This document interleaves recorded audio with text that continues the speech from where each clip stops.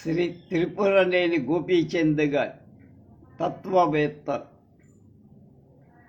మొదటి భాగం 28/8/25.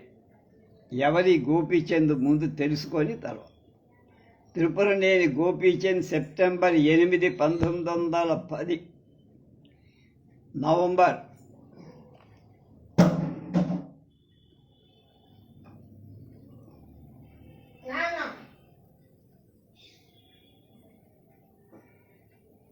1910 సెప్టెంబర్ 8న జన్మించారు.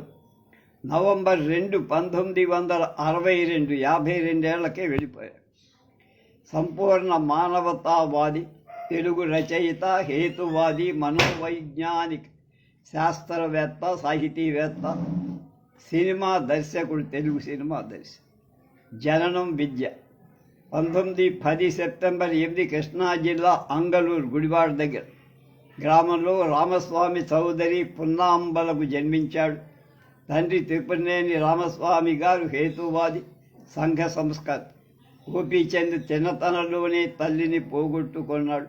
ఇంటి పనులతో పాటు తండ్రి నాస్తిక ఉద్యమానికి సహాయం లాంటి పనులతో అతని బాల్యం చాలా భాగం గడిచిపోయి.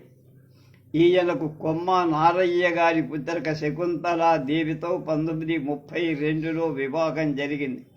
33లో BA పొంది ఆ తర్వాత మద్రాసులో లా చదివారు. కొంతకాలం న్యాయవాదిగా ప్రాక్టీస్ పెట్టినా ఆ వృత్తిలో ఏమడలేకపోయి. 6 సంతానం, 3 అబ్బాయిలు, 3 అమ్మాయిలు. ఈయన ఆఖరి కుమారుడు త్రిపురనేని సాయి చంద్, సినీ నటుడు, మయూరి సినిమాలో ఒకడు, దర్శకుడు. గోపీచంద్ రచనలలో విలువల మధ్య పోరాటం ముఖ్యంగా చెప్పుకోదగింది. అతని మీద చాలా కాలం వాళ్ళ నాన్నగారి ప్రభావం. ఆయన మొదట రాసిన చాలా నవలలలో మార్క్సిస్ట్ భావాలు మనకు పూర్తిగా కనిపిస్తాయి. మొదట్లో కథా సాహిత్యంపై దృష్టి సారించిన ఆయన కొద్ది కాలానికి నవలా రంగం మీద దృష్టి పెట్టాడు. ఈయన రచనలో అసమర్థుడి జీవితయాత్ర, పండిత పరమేశ్వర శాస్త్రి వీరునామా మొదలైనవి బాగా పేరుచింది.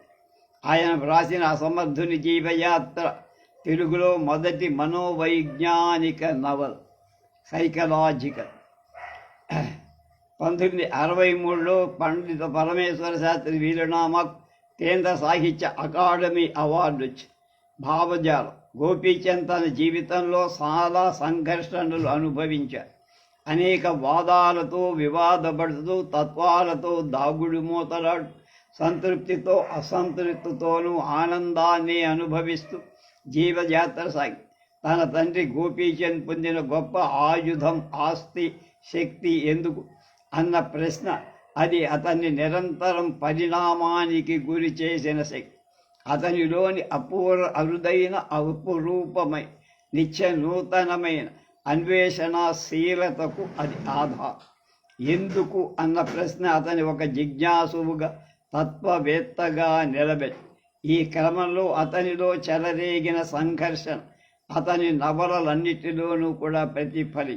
ఒక పుస్తకాన్ని ఆయన తండ్రి గారికి అంకితమిస్తూ ఎందుకు అని అడగటం నేర్పిన నాన్నకని రాశారు.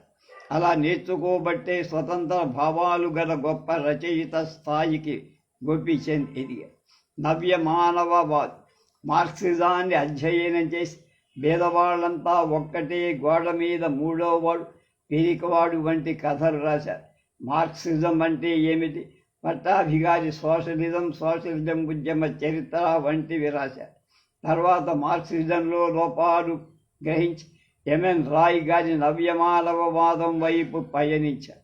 రాడికల్ డెమోక్రాటిక్ పార్టీ కార్యదర్శిగా నవ్య మానవవాదాన్ని విస్తృతంగా ప్రచారం చేశారు.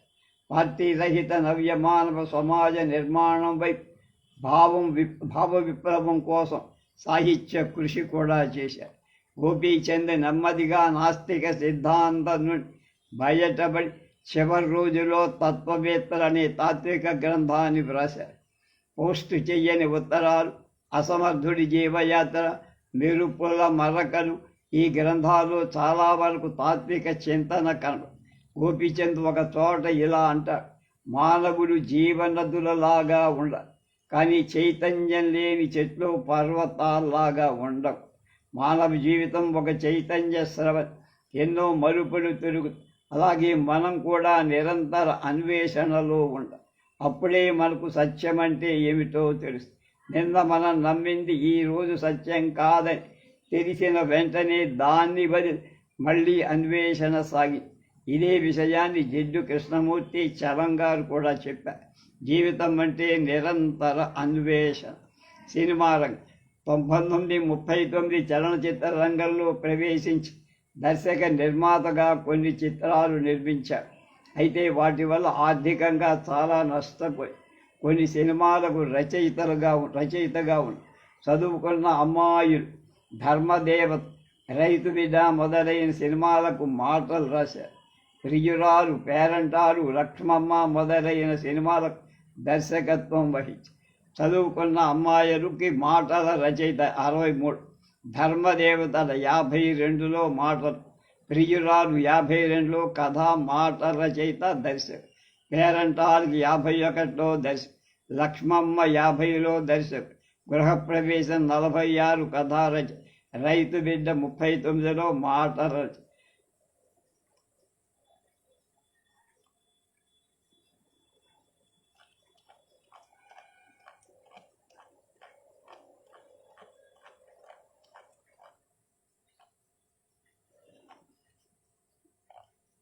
గోపీచంద్కి భారతదేశ ప్రభుత్వం ఒక స్టాంపు కూడా తెచ్చింది, పోస్టల్ స్టాంప్.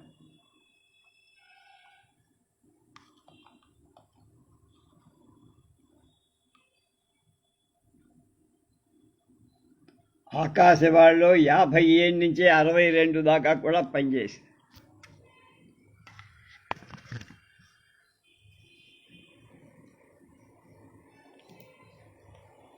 ఇప్పుడు తత్వవేత్తల్లో మొదటి తత్వవేత్త, ప్రజాస్వామిక తత్వవేత్త జాన్ డ్యూయి. రష్యాలో మళ్ళీ అల్లకల్లోలం ప్రారంభమైంది. బెరియా బర్తరఫ్ జరిగింది. బెరియా అనుయాయులనే నెపం మీద అనేక అరెస్టులు జరుగుతున్నాయి. అంటే ఇన్నేళ్ల తరువాత కూడా బోల్షివిక్ పార్టీ రష్యాలో సుస్థిర ప్రభుత్వాన్ని ఏర్పాటు చేయలేకపోయింది.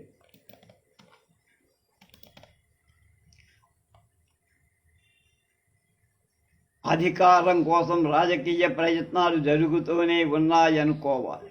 స్టాలిన్ మరణం తర్వాత జరుగుతున్న సంఘటనలు నిరంకుశత్వం ప్రజాస్వామికి దారి తీయదని నిరూపిస్తారు.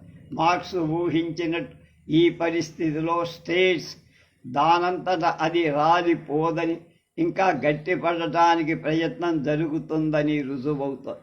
స్టాలిన్ మరణం నిరంకుశ విధానంలోని చెడును బయటవేసి ప్రపంచానికి బోల్షివిక్ విధానం మీద ఉన్న మోజును తగ్గించి ప్రజాస్వామిక సూత్రాల పట్ల సుముఖత్వాన్ని ప్రేరేపిస్తూ, ఈ కారణం వల్ల ప్రజాస్వామిక తత్వశాస్త్రజ్ఞుడైన జాన్ డ్యూయీని గురించి తెలుసుకోవాల్సిన అవసరం ఉంది. John డ్యూయీ America దేశస్థ.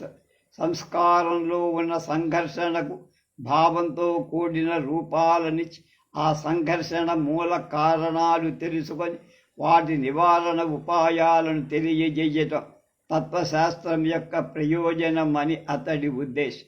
ఏ తత్వశాస్త్రం అయినా అది పైకి ఎంత జటిలంగా, టెక్నికల్గా, తటస్థంగా ఉన్నట్లు కనిపించిన కొన్ని సాంఘిక ఆదర్శాలను పెట్టుకోవడం, వాటిని సాధించటానికి మానవులను ఉత్సాహపరచడం తన పనిగా పెట్టుకొని. గైల్ కెన్నడీ డ్యూయీని గురించి రాస్తూ, తత్వశాస్త్రజ్ఞుడు ఒక ప్రవక్త కింద లెక్క. తన ఆదర్శానికి ఒక స్పష్టమైన, నికరమైన రూపాన్ని ఇవ్వటానికి ప్రయత్నించే ప్రవక్త. కాబట్టి ఏ తత్వశాస్త్రజ్ఞుడైన తన మీమాంసతో నాటి సాంఘిక వ్యవస్థను సమర్థించటానికో కూలదొయ్యటానికో సహాయపడుతూ ఉంటాడు. ప్లేటో, అరిస్టాటిల్ మొదలైన వారి తత్వశాస్త్రాలు గ్రీకు దేశపు నాగరికత యొక్క విలువలు సమర్థించటానికి సహాయపడు.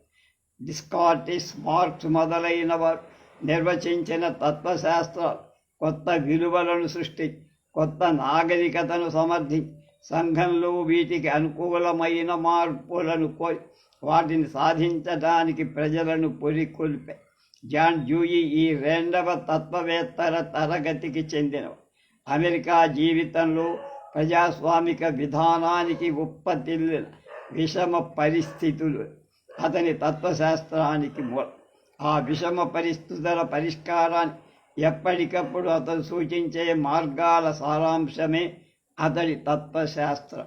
డ్యూయి మొదటి దశలో తమ సమకాలికులు ఎక్కువ మంది లాగానే హెగెల్ పలుకుబడిలో ఉండేవాడు, ఇన్ఫ్లుయెన్స్ అన్నమాట.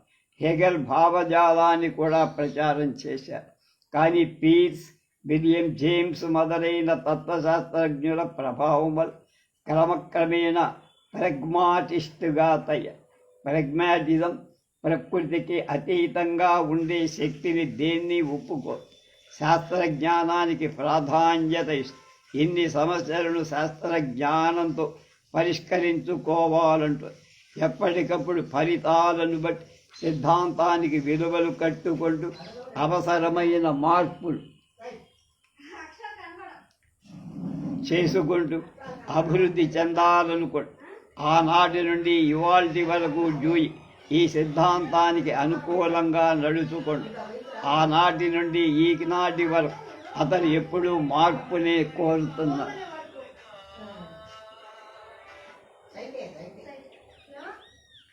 డ్యూయికి మిగిలిన తత్వవేత్తలకు అతని రచనలు చదువుతుంటే ఒక విస్పష్టమైన భేదం కలిగి మిగిలిన తత్వవేత్తలు సిద్ధాంతాలను నిర్వచనం చేస్తారు. డ్యూయి ఇప్పుడు ప్రజలను క్షోభ పెడుతున్న సమస్యలు శాస్త్రజ్ఞానం సహాయం పరిష్కార మార్గాలను సూచిస్తుంది. అంటే అతని భావనలో సిద్ధాంతీకరణ కంటే ఒక పద్ధతి ప్రాముఖ్యమై అన్వేషణకు సంబంధించిన ప్రతి శాఖను శాస్త్రజ్ఞానాన్ని జోడించడం, శాఖకు శాస్త్రజ్ఞానాన్ని సైన్స్ని జోడించడం ఒక్కడే పారిశ్రామిక ప్రజాస్వామ్యకంలో ఉత్పన్నమయ్యే సమస్యలకు పరిష్కార మార్గమని అతడి ఉద్దేశం. కాబట్టి డ్యూయి తత్వశాస్త్రం ఒక సిద్ధాంత విపులీకరణ అనుకున్న దానికంటే అనుకోవటం సమంజసం. తన 70వ అంటే 50 ఏళ్ల నిరంతర కృషి తర్వాత డ్యూయి తన తత్వశాస్త్రం ఇంకా మారుతూనే ఉందని, అందువల్ల తన సిద్ధాంతాన్ని నిర్వచించటానికి వీల్లేదని అనటానికి ఇదే కాదు. ఈ కారణం వల్లనే డ్యూయి ఏం చెబుతున్నాడు అని ఎవరైనా అడిగితే ఇదమిద్దమని ఎవరు తేల్చి చెప్పలేకపోయింది. అతని ఆలోచన ఏ విధంగా పరిణామం చెందింది, ఒక తాత్విక విధానాన్ని అతను ఏ విధంగా చేరుకోగలిగాడు, ఆ విధానాన్ని ఏ విధంగా ఆచరణలో పెడుతున్నాడు, దానివల్ల సంఘానికి కలుగుతున్న లాభాలేమిటి మాత్రమే మనం చెప్పక. 2వ అధ్యాయం. జాన్ డ్యూయి బర్లింగ్టన్లో ఉన్న వెర్మాంట్ అనే పట్టణంలో పుట్టాడు. డార్విన్ రాసినటువంటి the origin of the species అనే గ్రంథం ఆ సంవత్సరంలోనే ప్రచురింపబడి ఆర్థికంగా పారిశ్రామికంగా అమెరికా మహర్దశను అనుభవించే ముందు రోజులు. గ్రాడ్యుయేట్ అయిన తర్వాత అతడు 3 ఏళ్ళు హై స్కూల్లో చదివాడు. తర్వాత తన పాత ప్రొఫెసర్ హెచ్ఏపి టోరేతో కలిసి తత్వశాస్త్రంలో కృషి చేస్తూ హ్యారిస్ అనే అతను నడుపుతున్న జనరల్ ఆఫ్ స్పెక్యులేటివ్ ఫిలాసఫీ అనే పత్రిక తన రచనలు పంపే కొద్ది రోజుల్లోనే పై వాళ్ళందరి సానుభూతితో గ్రాడ్యుయేట్ పని చెయ్యడానికి హాప్కిన్స్ కళాశాలకు వెళ్ళి అప్పుడు ప్రెగ్మాటిజం సృష్టికర్త అయిన Charles Peirce, G Stanley Hall అక్కడ చదువుతుండే. కానీ డ్యూయిని వీళ్ళు మొదట్లో ఆకర్షించరు. మొట్టమొదట అతన్ని ఆకర్షించిన వాడు అక్కడ తత్వశాస్త్ర ఉపాధ్యాయుడుగా జార్జి సిల్వెస్టర్ మోరెస్. ఆ రోజుల్లో అతని హెగెల్ వాదానికి తాను తయారు చేసిన నిర్వచనాన్ని ప్రచారం చేస్తూ ఉండే. డ్యూయిని త్వరలో ఈ వాదం ఆకర్షించటానికి మరొక బలమైన కారణం కూడా.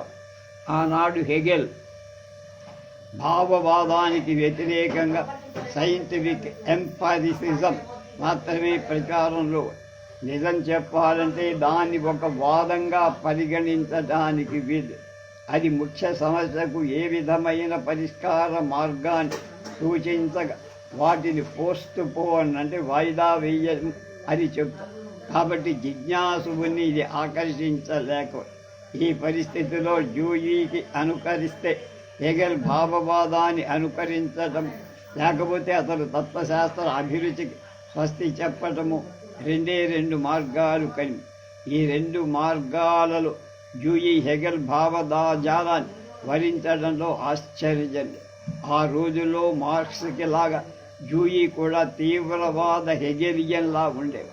వీళ్ళిద్దరూ కొన్నాడు సాంఘిక అభివృద్ధికి శాస్త్ర పరిశోధనకు ఉపయోగించటానికి హెగెల్ వాదం ఉపయోగిస్తుందని భావించిన 1884 ప్రొఫెసర్ మోరిస్ జాన్ హాప్కిన్స్ని విడిచిపెట్టి మిచిగాన్ యూనివర్సిటీలో చేరి అక్కడ తనకు సహాయకుడుగా జూయీ అక్కడ ఉన్న రోజుల్లో జూయీ శాస్త్ర పరిశోధనలు హెగెల్ భావవాదంతో హాల్ యొక్క ఎక్స్పెరిమెంటలిజాన్ని తాను నిర్మించుకున్న మత చట్టంతో సమన్వయపరచడానికి విశ్వ ప్రయత్నం చేసేవారు.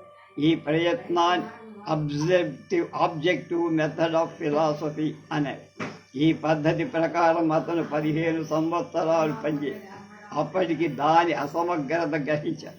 ఆదర్శం అనేది స్థిరంగా వాస్తవికతలో ఉందని ఒప్పుకుంటే మానవుడు తన ప్రయత్నం వల్ల ప్రపంచాన్ని అభివృద్ధి పరచగలడు అనుకోవడం కుదరదని అతడు స్వానుభవం వల్ల ఒక నిర్ధారణకు రాగా అతనికి ఈ విధంగా దృష్టిలో మార్పు, మనసులో సందేహాలు కలుగుతున్న సమయంలో విలియం జేమ్స్ తాను రాసిన ప్రిన్సిపల్స్ ఆఫ్ సైకాలజీ అనే గ్రంథాన్ని ప్రచురించారు. ఈ గ్రంథం జూయీకి చాలా సహాయపడింది. అతను ఈ గ్రంథంలో 2 దృక్పథాలు కనిపెట్టగలి. అందులో మొదటిది భావాల పరిణామం. చరిత్ర మామూలుగా భావవాద ధోరణిలోనే చిత్రించడం. రెండవది మనస్సుకు మూలం శరీరమేనని, మనస్సుకు కారణాలు శరీరానికి సంబంధించిన ఒడిదుడుకులేనని అంగీకరించి విలియం జేమ్స్ వెలిబుచ్చిన ఈ భావజాలం కూడా కొత్తదిగా మనస్సు శారీరక పరిణామానికి సంబంధించింది అని చెప్పే బిహేవియరిజం అరిస్టాటిల్ నాటి నుంచి ఉన్న సిద్ధాంతమే.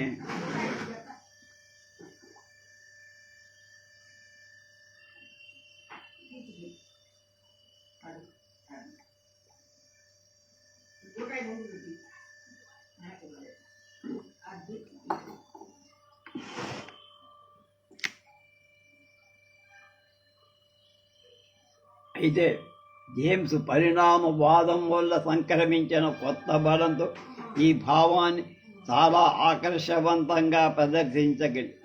భవిష్యత్తుకు సంబంధించిన ఆదర్శాలను సాధించడానికి ప్రయత్నించడం, దానికి అనువైన మార్గాలను అవలంబించడం పదార్థంలో మనస్సని ఉన్నదనడానికి ఉదాహరణ అంటాడు విలియం జేమ్స్.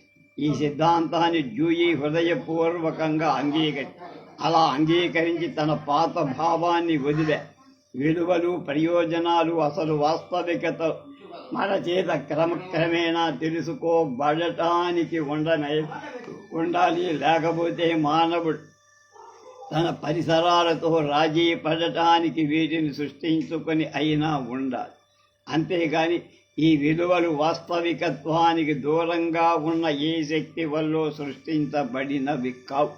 ఇవి నిత్య జీవితంలో ఏర్పడే సంఘర్షణ వల్ల మనం అవలంబించే విధానం వల్ల మనం అవలంబించే విధానం మనకు స్వతంత్రత అనేది ఉండబట్టే పరిణామానికి ప్రయోజనం అనేది ఏర్పడదు.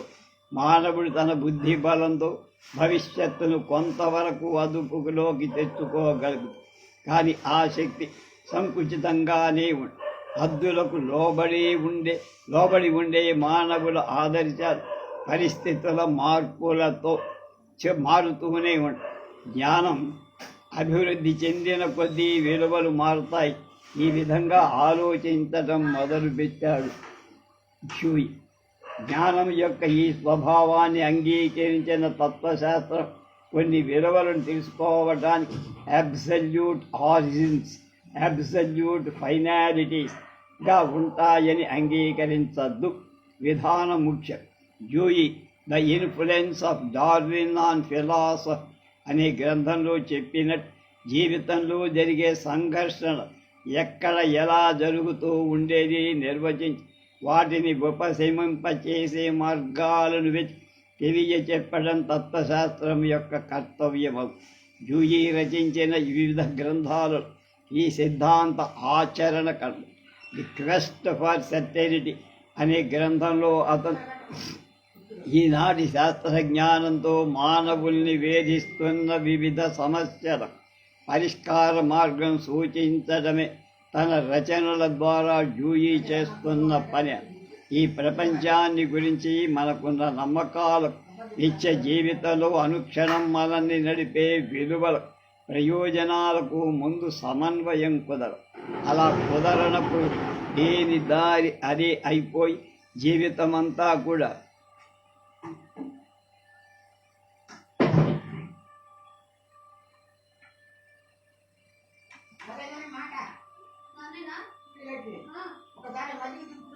సంఘర్షణ మధ్య బతుకే నిష్ఫలమవుతుంది అని అతని అభిప్రాయం. మన భావాల యొక్క, ఆచారాల యొక్క, సంస్థల యొక్క యోగ్యతలను వాటి ఫలితాలను బట్టి ఎప్పటికప్పుడు నిర్ణయించుకోవడం డ్యూయి పద్ధతి యొక్క ముఖ్య లక్ష్యం. ఈ పద్ధతి వల్ల అజ్ఞానం, నిరంకుశత్వం, గందరగోళం నశించిపోతుంది. మానవుడు వైరుధ్యంలో పడి విడిపోవాల్సిన అవసరం, సంఘం వర్గ వైషమ్యాలతో నాశనమయ్యే పోరాటాల్లో చిక్కుకోవాల్సిన అవసరం. అనేక శతాబ్దాల క్రితం బేకన్ చెప్పినట్టు ఈ పని జరిగితే వేటిని సమన్వయపరచకపోవటం మానవ వ్యవహారాలు అయోమయం అయినాయో అటువంటి హేతువాదాన్ని, స్వానుభవాన్ని సమన్వయపరి కృతార్థులమయ్యాం అనుకోవటానికి వీలు. ఈ విధమైన సమన్వయం మూఢనమ్మకాలను, మూఢాచారాలను, భ్రాంతులను నిర్మూలించి ప్రతి వ్యక్తికి అభివృద్ధి చెందే అవకాశం, ఒకరికొకరు సహకారం చేసుకునే సద్భావం ఉన్న సంఘం నిర్మింపబడటానికి సహాయపడుతుందని జాన్ డ్యూయి విశ్వసించారు.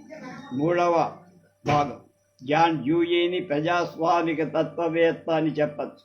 అతడు తన తత్వశాస్త్ర పాండిత్యంలో ఎక్కువ భాగాన్ని ప్రజాస్వామిక విధానంలో వచ్చే చిక్కులను విడదీయటానికి ఉపయోగించారు అని చెప్పడంలో అతిశయోక్తేం లేదంటున్నాడు గోపీచంద్. ఈ విషయంలో ఇతన్ని థామస్ జెఫర్సన్ అనే మరొక అమెరికన్ తత్వవేత్తతో పోల్చడు. జెఫర్సన్ ప్రజాస్వామిక విధానాన్ని మానవ చరిత్రలో ఒక అత్యద్భుత సంఘటనగా భావించారు. డ్యూయి ప్రస్తుతం ప్రజాస్వామిక విషమ సమస్య ఎదుర్కొంటూ ఉందని, వాటిని పరిష్కరించి ప్రజాస్వామిక విధాన సరైన మార్గంలో పెట్టడం తన విధి అని భావిస్తారు. ఇద్దరు మానవ సంఘంలో మూఢ నమ్మకాలు, శాస్త్ర పరిశోధన, సంఘర్షణ జరుగుతూనే ఉంది అని గ్రహించారు. వారిద్దరు సామాన్య మానవుడిలో విశేషమైన నమ్మకం ఉన్నవాడు. ఇద్దరు వ్యక్తి యొక్క ప్రాముఖ్యతను గమనించింది. ప్రజాస్వామిక విధానాన్ని జయప్రదంగా ఆచరణలో పెట్టడానికి విద్య ముఖ్యమని ఇద్దరూ నమ్మి ప్రచారం చేసిన గైల్ కెన్నడీ చెప్పిన సాంఘికంగా కర్మబద్ధం చెయ్యబడిన బుద్ధి బలాన్ని లౌకిక వ్యవహారాల్లో ప్రవేశపెట్టడం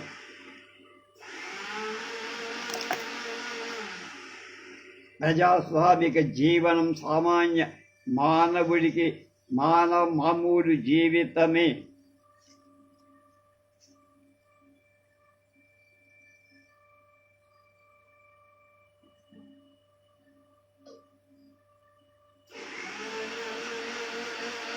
అవుతుందని ఇద్దరు ఆశించినవాడు.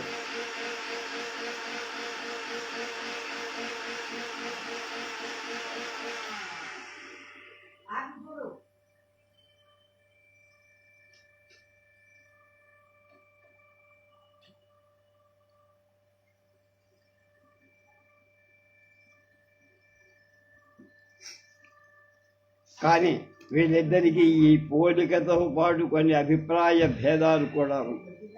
పారిశ్రామిక కేంద్రీకరణ వల్ల ప్రజాస్వామిక విధానం దెబ్బతింటుందని జెఫర్సన్ భావిస్తూ జేమ్స్ మెడిసన్కు రాసిన ఉత్తరంలో అతన్ని తన అభిప్రాయాలను ఈ విధంగా చెప్పారు. మన ప్రభుత్వాలు మన దేశం వ్యవసాయ దేశంగా ఉన్నంత కాలం నీతిగా ప్రవర్తిస్తాయని నేను అనుకుంటా. ఖాళీ స్థలాలు దేశంలో ఉన్నంత కాలం ఇది సాగు. అలా కాక పెద్ద పెద్ద పట్టణాలు ఒకదాని మీద ఒకటిగా కేంద్రీకృతం అవటం మొదలుపెట్టిన పాశ్చాత్య దేశాలకు మళ్ళీ మన దేశం కూడా నీతి బాహ్యం అవుతుందన్నాడు. అమెరికా అభివృద్ధి జెఫర్సన్ కోరని విధంగా జరిగింది. అమెరికాలో పరిశ్రమలు పెరిగాయి, పరిశ్రమలు కేంద్రీకృతమై జూయి తత్వశాస్త్రం ఈ మార్పును గమనంలోకి తీసుకొని వృద్ధి చెందింది.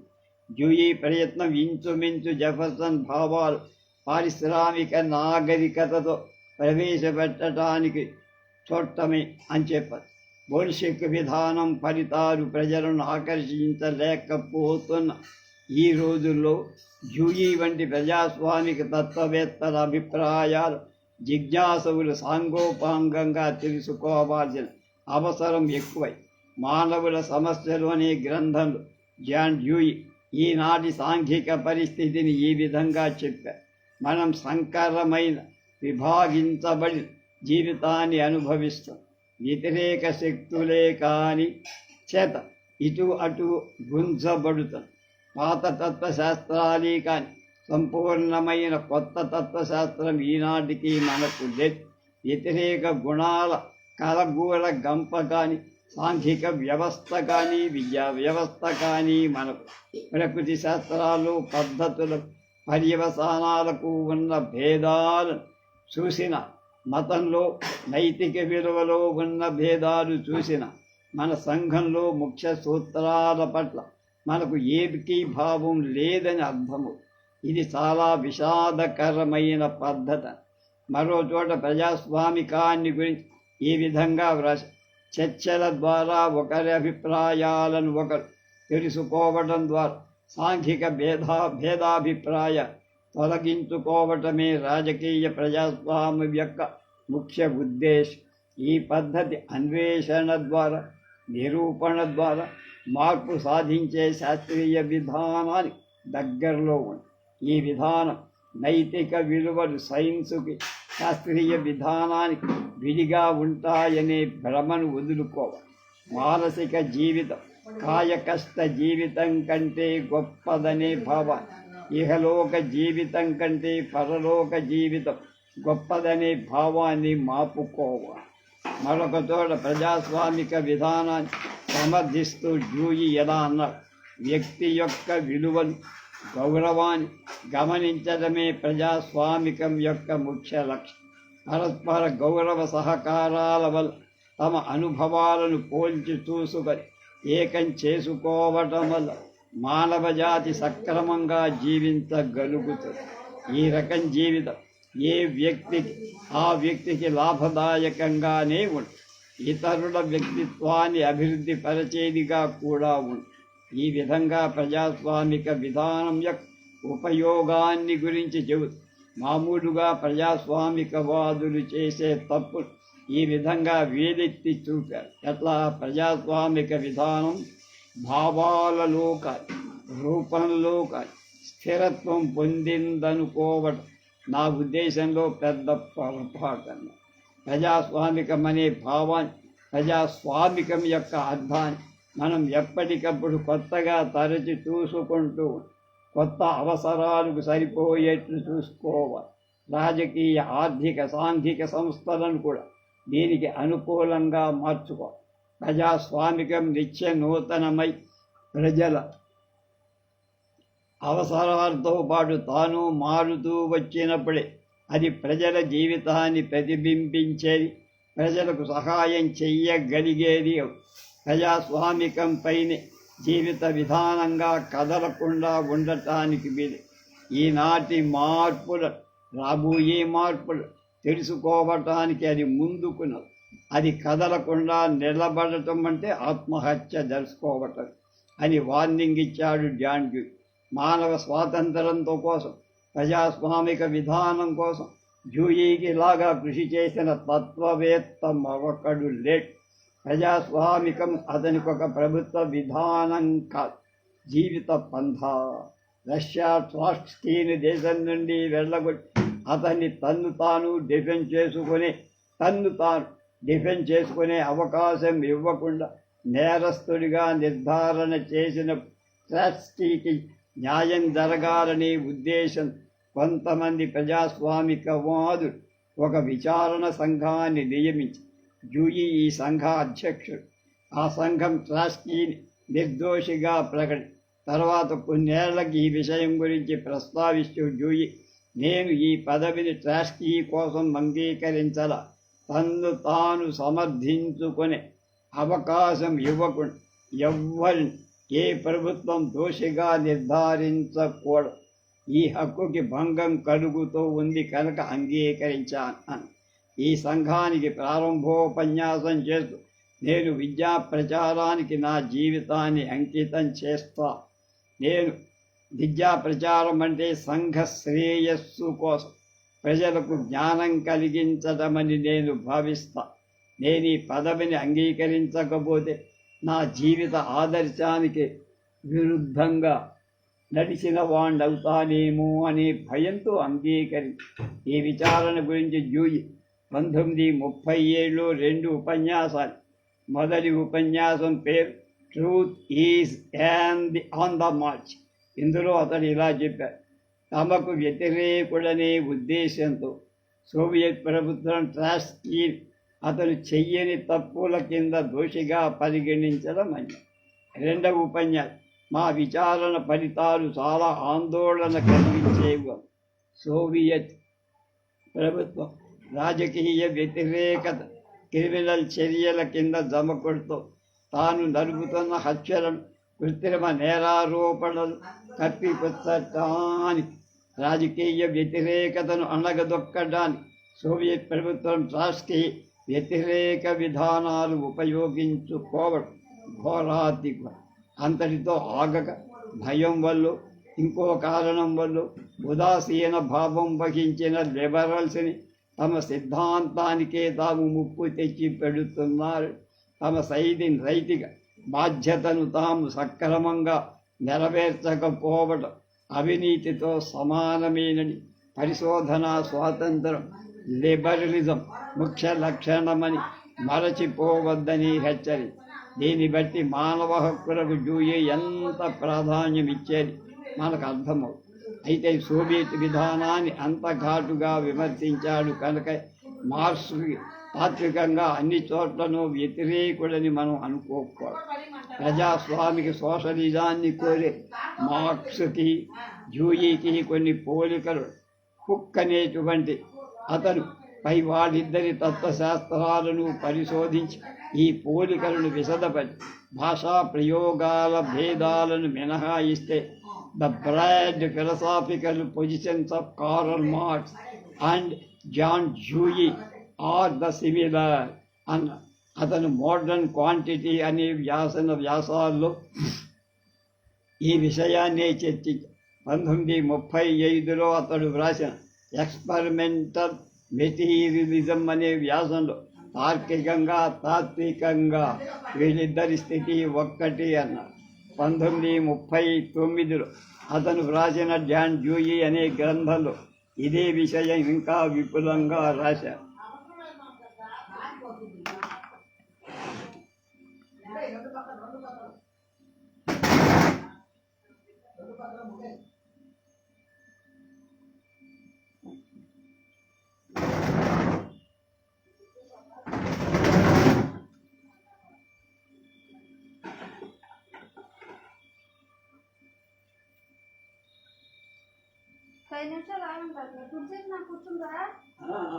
ఎప్పుడు సరే కానీ మళ్ళీ ఒకసారి అక్కడ పుస్తకాలు అవి ఆ బ్యాగ్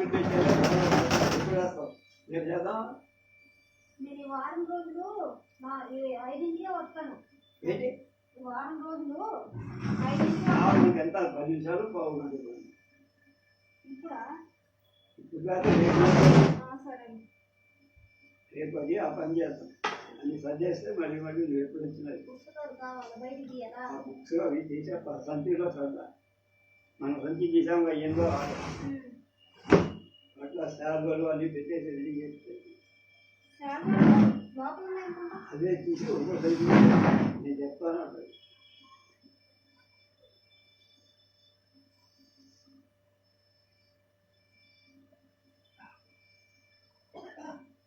ఇక్కడ పని చేస్తున్నావా ఏంటి? సచివాలయంలో కార్డు రేషన్ కార్డు ఇస్తున్నారు కదా, కొట్టి వచ్చినాయి. అది ఇస్తున్నావా? అది చేస్తున్నావా చేయాలా? ప్రస్తుతానికి రమ్మని చెప్పారు సర్వే చేయడానికి. ఊళ్ళోనేనా? ఎక్కడ? ఇక్కడే నేను ఏ వాటికి చేస్తున్నా ఆ వాటిలోకి రమ్మన్నారు.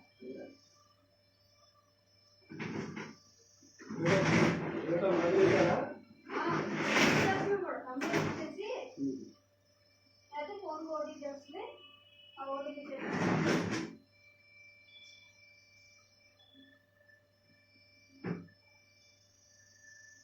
బుద్ధిగాడు కూడా ఉన్నాడా? తెలీదు, అంటే అందరినీ పిలవాలి.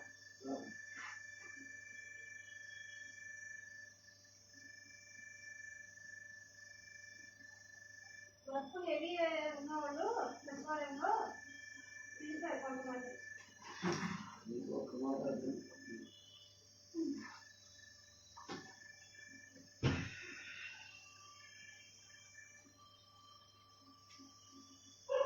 ఈ ద్రాక్ష వాడు మనట్లాగా మామగా చెప్పినాడు ఉప్పేసి కడుగు నీళ్ళలో నీళ్ళు కూడా.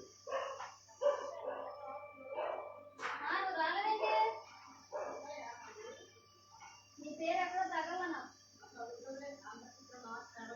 అవార్డేనా?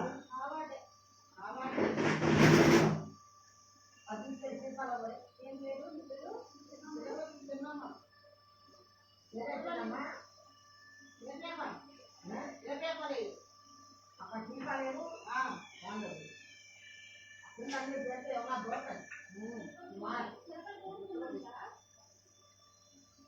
ఏటమ్మా చిలకల పిల్లి చిన్నమ్మ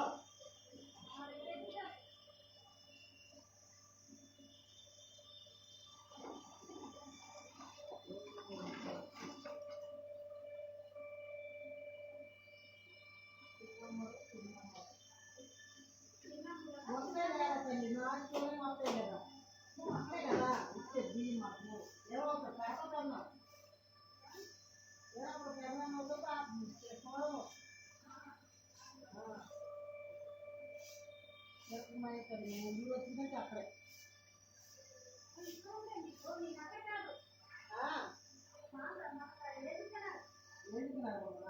కానీ అక్కడ తిట్టిసారి దేవుడు అంటున్నారు. వడిగా ఉంటే పేరు చూసుకుంటా చిన్నప్పుడు తిరుపతి గురువులు కానీ చిన్నప్పుడు కానీ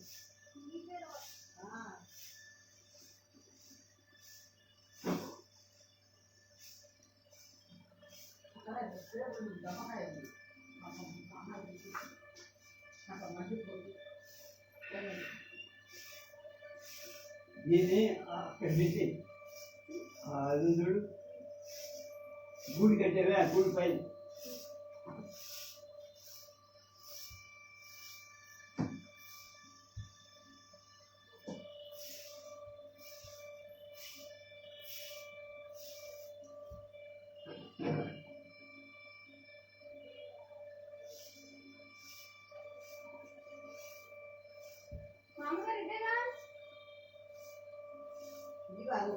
భోజన మొక్కలు చెప్పానా మూత పెట్టాలి.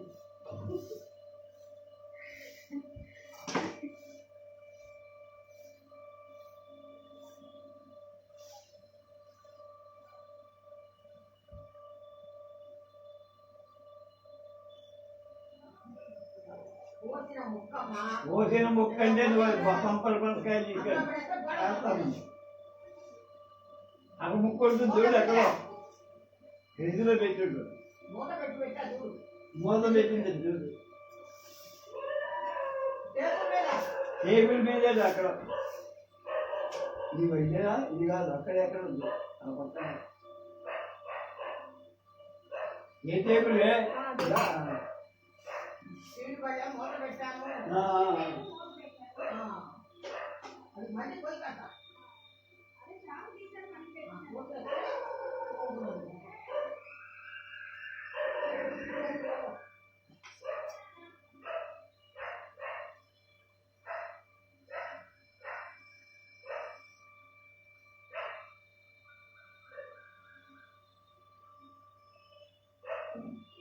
కలిపి వస్తున్నా.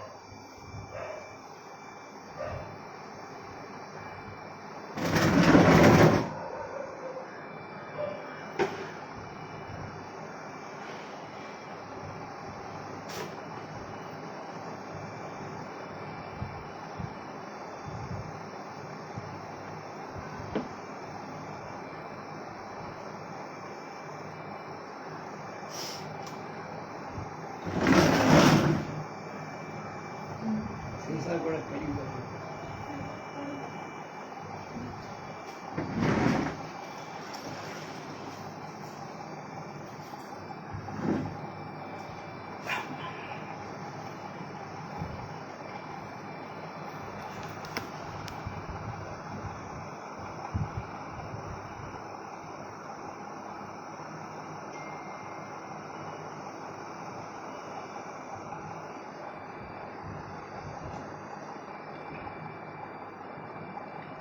పంతొమ్మిది 39లో అతను రాసిన జాన్ డ్యూయీ అనే గ్రంథంలో ఇదే విషయం ఇంకా విపులంగా రాశారు.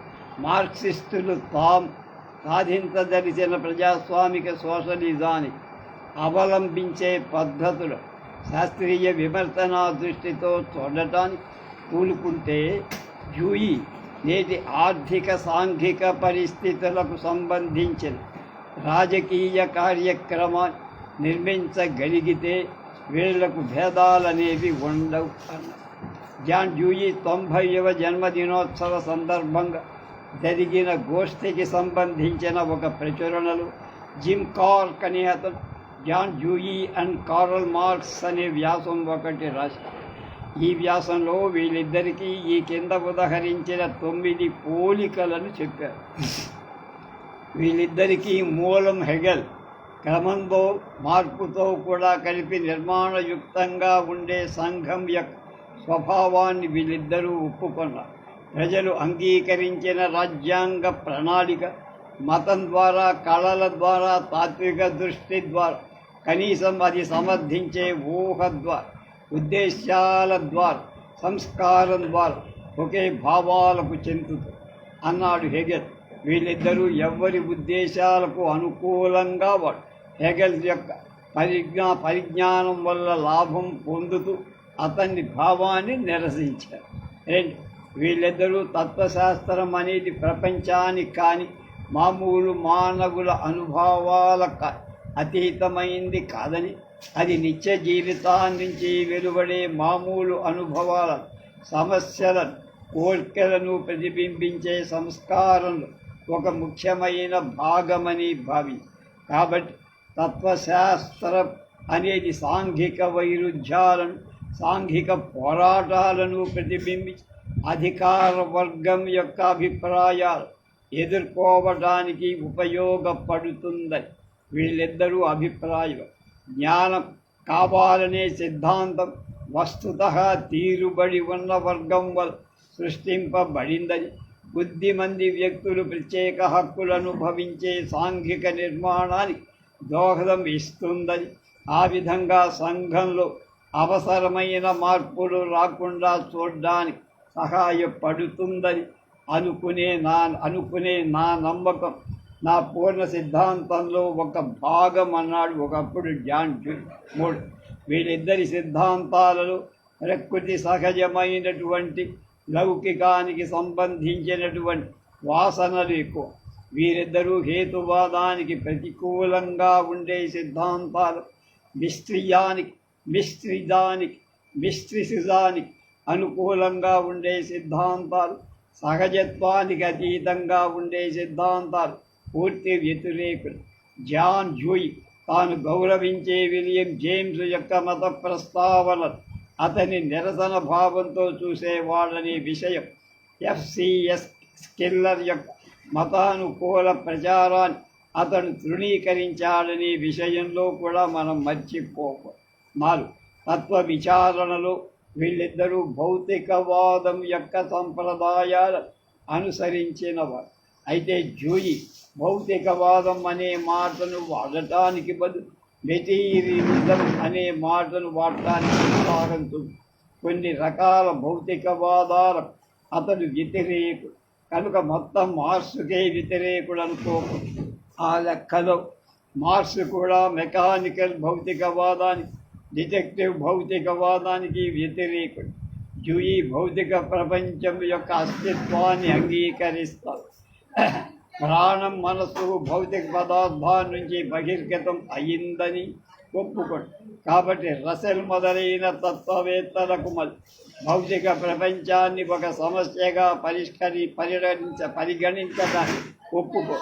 రసెల్ని గురించి డ్యూయీ అతనికి భౌతిక ప్రపంచం ఒక సమస్యగా కనుపడుతోంది చెప్పడానికి నేను భయపడు. నాకు మాత్రం ఈ సమస్య చాలా కృత్రిమంగా కలిగి, బాహ్య పదార్థాలు మన కోరికలకు, ప్రయత్నాలకు గట్టిగా ఎదురు నిలబడినప్పుడు అది మన అనుభవంలోకి వచ్చే ముఖ్యాంశం కిందే లెక్క. 5, సంస్కారాన్ని అర్థం చేసుకోవడం. యాటమిజం, క్రియారిజం, sensationalism, platonic dispenses and to the extremes of both organism and formalism. ఈ ఇద్దరు డిస్కార్టిస్ట్ మొదలైన వాళ్ళ ద్వంద్వాలను ఒప్పుకునే తత్వశాస్త్రాలకు కూడా ఇద్దరు వ్యతిరేకులు. 7, ఇద్దరు పరిపూర్ణ సత్యమనే సిద్ధాంతానికి వ్యతిరేకం. సత్యం తాత్కాలికమని తెలుసుకోవాలి. నిరూపణ విషయంలో ఎప్పటికప్పుడు వృద్ధి చెందుతూ ఉంటుందని ఇద్దరూ ఒప్పుకోరు. డ్యూయీ ఇలా అన్నారు, ఎటువంటి సత్యమైనా ఎప్పటికప్పుడు జరిగే పరిశోధన ఫలితాల మీద ఆధారపడి, కానీ సత్యసంధత తాత్కాలికం. ఇంతవరకు పరిశోధన ఎంతవరకు జరగడానికి వీలుందో అంతవరకు అది సత్యం. అది భవిష్యత్తుకు సంబంధించిన నమ్మకంతో కూడిన ఊహక అతి జాగ్రత్తగా అనేక శ్రమలకు వచ్చి ఇవాళ మనం చేసిన పరిశోధన ఫలితం. 8 ఈ ఇద్దరికీ ప్రకృతి శాస్త్రం సూచించే యథార్థాల మీద గౌరవం. ఇద్దరు డార్విన్ నిర్వచించిన తత్వశాస్త్రాన్ని దానివల్ల వచ్చే ఫలితాలు హృదయపూర్వకంగా జీవుడు పరిసరాలు ఒకదాని మీద ఒకటి తమ ప్రభావాలను చూపుకోవటం వల్ల పరిణామం అనేది జరుగుతూ ఉంటుందని ఇద్దరు ఒప్పుకున్నారు. 9 సిద్ధాంతానికి ఆచరణకు కలయిక ఉండాలని ఇద్దరూ చెప్పారు. ఒట్టి ఆలోచన ద్వారా తెలుసుకోవడం అనేది ఇద్దరు వద్దంట. తెలుసుకునే విధానం చైతన్యంతో కూడుకున్నది, నిర్మాణోక్తమైంది, అనుభవపూర్వకమైందని వీళ్ళిద్దరి ఉద్దేశం. ఈ విషయంలో మార్క్స్కి డ్యూయికి వ్యతిరేకుడై బెర్ట్రాండ్ రస్సెల్ భాషలో కొద్ది మార్పులను మినహాయిస్తే మార్క్స్ యొక్క సిద్ధాంతాన్ని ఇన్స్ట్రుమెంటాలిజానికి భేదం కనపడటం లేదని ఒక వ్యాసంలో రాశారు. అయితే మార్క్స్కి డ్యూయికి ఎన్ని పోలికలున్నాయి కనుక అభిప్రాయాలు భేదాలు తక్కువగా ఉన్నాయని ఎవరు అనుకోకూడదు. డ్యూయి తాను వ్రాసిన స్వాతంత్రం సంస్కారం అనే గ్రంథంలో మార్క్స్ని మార్క్సిజాన్ని తీవ్రంగా వ్యతిరేకించి అతడి విమర్శలోని ముఖ్యాంశ చారిత్రక మార్పు మీద తమ ప్రభావాన్ని చూపే కారణజనితమైన లక్షణాలు గురించి మార్క్స్కి ఉన్న అభిప్రాయాలు అతి కృత్రిమమైనవి కాదు, స్వానుభవంతో కూడిన పరిశోధన వల్ల కలిగినవి కాదు. మార్క్స్ యొక్క ఈ నియమం చారిత్రక సంఘటనలను విమర్శించి చూసుకోవడం వచ్చిందిగా హెగెల్ యొక్క తార్కిక వేదాంతం దిగుమతి అయ్యిందన్నాడు డ్యూయి. 2 మార్క్స్ మానవ విలువలకు భావాలకు ప్రయత్నాలు సంఘం మీద ఉన్న భావాన్ని నిరసించి స్వాతంత్రం సంస్కారం అనే గ్రంథంలో డ్యూయి సంఘటనల మీద విలువలకు ఏమాత్రం పలుకుబడి ఉందని చెప్పడం మార్క్స్ నమ్మకం యొక్క ముఖ్య లక్షణాల్లో పరిస్థితుల ప్రభావానికి అన్నిటినీ ముడిపెట్టి మానవ ప్రయత్నానికి ఏ మాత్రం అవసరం చూడలేని సాంఘిక సిద్ధాంత దేన్నైనా నేను విమర్శించకుండా వదలు. అంతేకాక మార్క్స్ శాస్త్రం పేరుతో మానవ విలువలకు కదిలించే శక్తిని కూడా లేకుండా చేశారు అని తీవ్రంగా అన్నారు. 3 మార్క్స్ ఒక విషయాన్ని పరిశీలించి ఇలా జరిగి తీరాలి అని చెబుతాడని, ఈ తప్పనిసరి అనే దృష్టి కర్మ సిద్ధాంతం వంటిదని డ్యూయి చెప్పారు. సాంఘిక మార్పుల వల్ల వచ్చే ఫలితాలు వాటి నడకను నిర్ణయించే నియమానికి సంబంధించిన ఒక మార్గాన్ని మార్క్సిస్టులు ముందే నిర్ణయించుకున్నారన్నారు. సాంఘిక మార్పుకి కారణమైన లక్షణాలు ఏ ఒక్కదానికి ఎక్కువ ప్రాధాన్యం ఇవ్వకూడదని, ఏ ఒక్కదాన్ని విడిగా తీసి చూడకూడదని మార్క్స్ ఆర్థిక లక్షణాన్ని ఈ విధంగా చేశాడని, దీనివల్ల అనేక దుష్ఫలితాలు కలిగాయని డ్యూయి రాశారు. దీన్ని పురస్కరించుకొని ఒక పరిస్థితుల్లో ఒక గుణం ఎంత బలంగా పనిచేస్తున్నా ఏదో ఒక గుణాన్ని మాత్రమే అర్థలోకి తీసుకొని వెనకేసుకు రావటం తెలుసుకోవటానికి తెలివిగా పనిచేయటానికి అది ఉపయోగపడదు. అదేవిధంగా 5 మరొక సందర్భంలో మార్క్స్ సమర్థించిన పారిశ్రామిక నియంతృత్వాన్ని విమర్శి మార్క్స్ నిర్వచించిన శ్రామిక నియంతృత్వం ఒక ప్రత్యేక పరిస్థితికి చెందిందని మనం చెప్పుకో. సామాన్య ప్రజలందరి ప్రాతినిధ్యం వహించే ప్రభుత్వమని మార్క్స్ ఉద్దేశమని, విరోధి వర్గాల పట్ల అది అనుసరించే వైఖరిని బట్టి నియంతృత్వం అన్నాడని మనం చెప్పదు. కానీ అది ఆచరణలో అతి భయంకరమైన నియంతృత్వంగా మారటం మనకు కనబడుతుంది. అది మనస్సులో ఉంచుకునే డ్యూయి ప్రజాస్వామిక ప్రజాస్వామిక పద్ధతుల మాత్రమే సాధింపబడతాయి, మానవుడి అనుభవం స్పష్టంగా నిరూపిస్తుంది అని వ్రాసి ఈ విధానంలో మార్క్సిస్టులోని అనేక అభిప్రాయ భేదాలు మెన్షెవిక్కులు, సోషల్ డెమోక్రాట్లు, ఫెబియన్లు మొదలైన వాళ్ళ మాట అటు రోజా లగ్జెంబర్గ్ వంటి మార్క్సిస్టు ప్రముఖ నాయకురాలు సోవియట్ ప్రభుత్వం మొదటి రోజులు డిక్టేటర్షిప్ను నిరసిస్తూ ఈ విధంగా రాసింది. ఒక పార్టీ సభ్యులకు మాత్రం, ప్రభుత్వం అనుకూలులకు మాత్రం స్వాతంత్రం ఇచ్చి ఊరుకోవడం స్వాతంత్రం అనిపించుకో. వ్యతిరేకంగా ఆలోచించే వాడికి ఇచ్చే స్వాతంత్రమే స్వాతంత్రం. రాజకీయ స్వాతంత్రాన్ని అణగద్రొక్కడం వల్ల రష్యాలో సోవియట్ల శక్తి కూడా క్రమక్రమంగా క్షీణించింది. ఎలక్షన్లు, వాక్ స్వాతంత్రం, పత్రికా స్వాతంత్రం, నలుగురు కలిసే స్వాతంత్రం లేని సంఘంలో నిరంకుశత్వం తలెత్తింది. ఈ నియమాన్ని నుంచి ఎవరు తప్పించుకో. ఆమె నిజమే చెప్పిందని సోవియట్ చరిత్ర రుజువు చేసింది. కానీ ఆనాడు బోల్షివిక్ పార్టీ అధికారంలోకి వచ్చిన పార్టీ అవ్వటం వల్ల ఆ పార్టీ చెప్పిందే నిజమైన మార్క్సిజంగా విప్లవపూరితమైందిగా ఆదేశంగా పరిణమించి. 5వ భాగం మార్క్సిజాన్ని గురించి డ్యూయీ చేసిన విమర్శలను జాగ్రత్తగా పరిశీలిస్తే ఆ విమర్శలు మార్క్సిజానికంటే మార్క్సిజం పేరుతో బోల్షివిక్ పార్టీ ప్రచారం చేసిన వ్యాఖ్యానాలు బాగా వర్తిస్తాయి. ఈ విషయాన్ని గురించి జేమ్ కార్క్ మార్క్స్ భావాలకు, ఉపదేశాలకు, స్టాలిన్ అనుయాలకు, మార్క్స్ భాష్యాలకు ఉన్న తేడా డ్యూయీ ఎలా కనిపెట్టలేకపోయాడు నాకు ఆశ్చర్యంగా. తామే మార్క్స్ యొక్క నిజమైన శిష్యులమని స్టాలిన్ అనుయాయులు చేసుకునే ప్రచారానికి డ్యూయీ అవసరానికి మించిన విలువ ఇచ్చి ఉంటాడు. నిజమే, మార్క్సిజాని అపార్థాలు ఎక్కువ ప్రచారంలో ఉన్న మాటలు. అయినా మార్క్సిస్టులకు డ్యూయీకి ప్రజాస్వామికాన్ని నడిపించే దృష్టిలోని భేదం ఉందని అంగీకరి.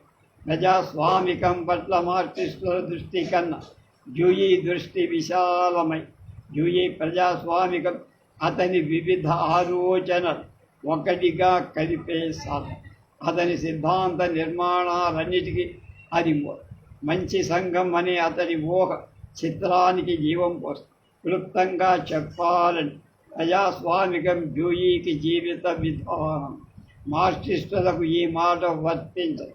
ప్రజాస్వామికాన్ని చారిత్రకంగా కానీ ఈనాటి రూపాల్లో మార్క్సిస్టుని సంకుచిత వర్గ దృష్టితోనే చూస్తారు.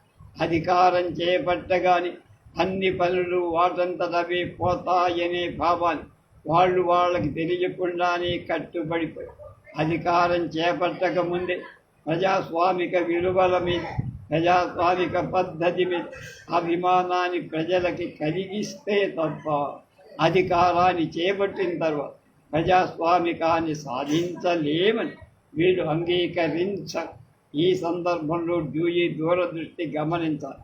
1789లో 1917-18లో విప్లవం జరిగింది అంటే అది క్రమ పద్ధతిలో జరగాల్సిన ఒక విధానానికి నాంది అనుకోవటం కంటే ఇంకొక విధంగా అనుకోవటం ఆత్మవంచన. విప్లవం తన జీవితాన్ని తాను పూర్తి చేసుకునేలోగా విప్లవకారుడు వేసే ప్రతి అడుగు తెలివితో తూచివేయ. విప్లవం యొక్క విజయం విప్లవం నెగ్గటం మీద ఆధారపడి ఉండదు. మన కర్తవ్యాన్ని అంటే తరువాత జరగాల్సిన పని తెలివితేటలతో నిర్వహించుకోవటం మీద ఆధారపడి. డ్యూయీ గౌరవార్థం వెలువడిన ప్రచురణకు వీధిక రాస్తూ సిడ్నీ హుక్ డ్యూయీ పలుకుబడికి కారణం ఈనాటి సంస్కారాన్ని కలవరపెట్టే 2 ముఖ్య లక్షణాలను పరిశీలించ. అందులో మొదటిది శాస్త్ర పరిశోధన యొక్క స్వభావం, దాని లోతుపాటు. రెండవది స్వతంత్ర మానవులతో కూడి ప్రపంచం కావాలని గాఢవాంఛ. డ్యూయీ తన జీవితాన్ని ఈ 2 లక్షణాలను పరిశోధించడానికి అంకితం చేసి అందుకనే అతని గౌరవార్థం వెలువడిన ప్రచురణకు philosopher of science and freedom అని పేరు పెట్టబడి. కమ్యూనిస్టులు జాన్ డ్యూయీని బూర్జువా తత్వవేత్త కింద లెక్కేశారు.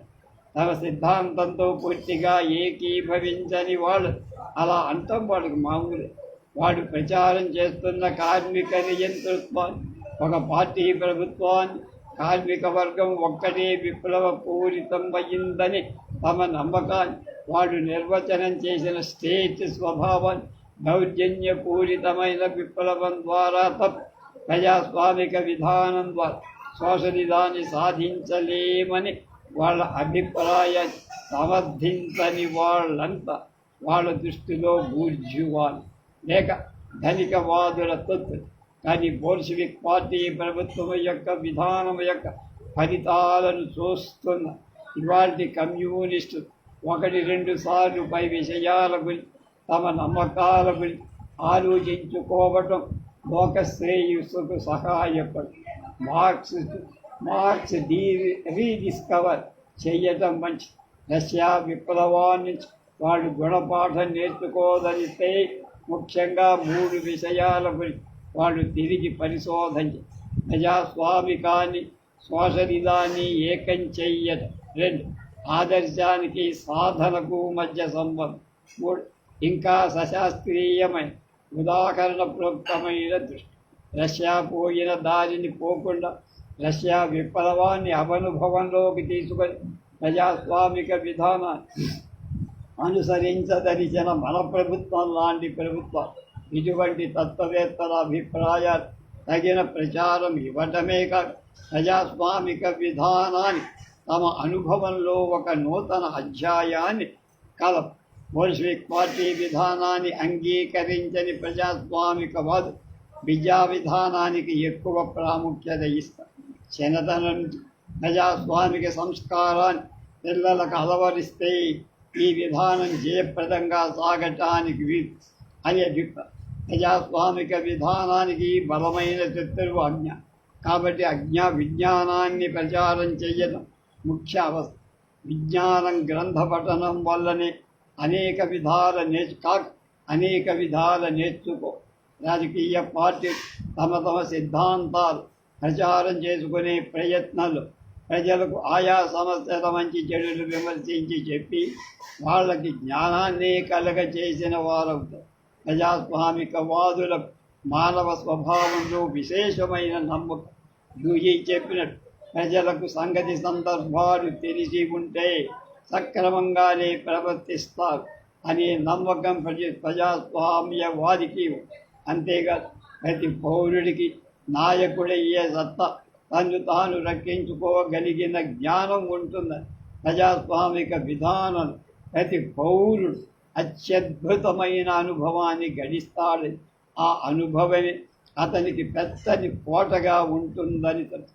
ఈ మధ్య ప్రపంచ విజ్ఞాన సమితి యునెస్కో ప్రజాస్వామికాన్ని గురించి ఒక గోష్ఠి వివిధ దేశాల ప్రముఖుల అభిప్రాయాన్ని చర్చ జరిగిన ముఖ్య విషయాలు పాశ్చాత్య ప్రజాస్వామికాలకు తూర్పు ప్రజాస్వామికాలకు ఉన్న భేదాలు, ఆ భేదాలు లేకుండా చేసే వీరుందా అనేది ఒక. తూర్పు ప్రజాస్వామికాలలో సమానత్వం పేరు స్వతంత్రం లేకుండా పోతారు. పశ్చిమ ప్రజాస్వామికాలు స్వాతంత్రం పేరు మీదుగా సమానత్వం లేకుండా పోతారు. ఈ 2 లక్షణాలు పొందగలిగేటట్టు ప్రజాస్వామికాన్ని విస్తరించడం ఇవాళ పౌరుడి ముఖ్య కథ. ఈ చర్చలలో పాల్గొన్న హుమయూన్ కబీర్ ఈ ఉద్దేశాన్ని వెల్లడించి, ఈ చర్చలలో పాల్గొన్న మరొక ప్రముఖుడు లవ్ జాయ్ తన ప్రజాస్వామికవాది గుర్తుంచుకోవాలి ఒక ముఖ్య విషయాన్ని దృష్టిలోకి తెచ్చి, ప్రతి ప్రభుత్వంలో కొన్ని సందర్భాలలో ఉమ్మడి చర్య తీసుకోవాల్సి వస్తుంది. ఒక వ్యక్తిని మరొకరిని దౌర్జన్యాన్ని రక్షించాల్సి వస్తుంది. ఒక్కొక్కప్పుడు ప్రభుత్వ దౌర్జన్యాన్ని నుంచే రక్షించాల్సి వస్తుంది. అటువంటి విధానాన్ని అనుసరించి ప్రభుత్వం ఎంతవరకు తన అధికారాన్ని వినియోగించవలసి ఉంటుంది అని అడిగారు. ఇది చాలా గడ్డు సమస్య.